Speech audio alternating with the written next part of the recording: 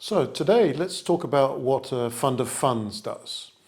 Now, the best way to look at this is to take an example of a final private equity investor, like an insurance company or a pension fund, who'd like to put some of their capital into private equity.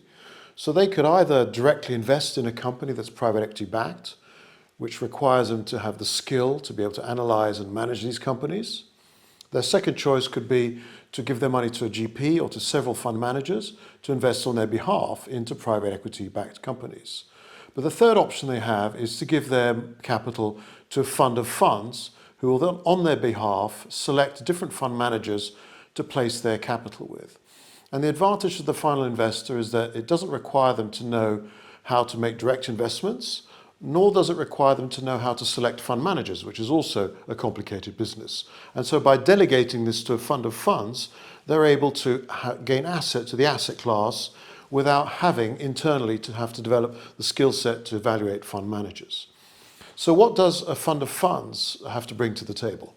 Well, their skill set requires them to be able to evaluate fund managers, whether they're good or bad.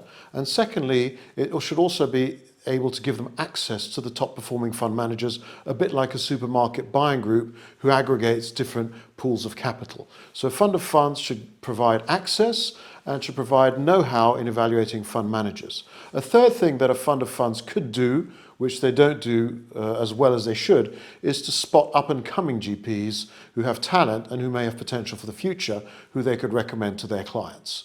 So that's what a fund of funds does.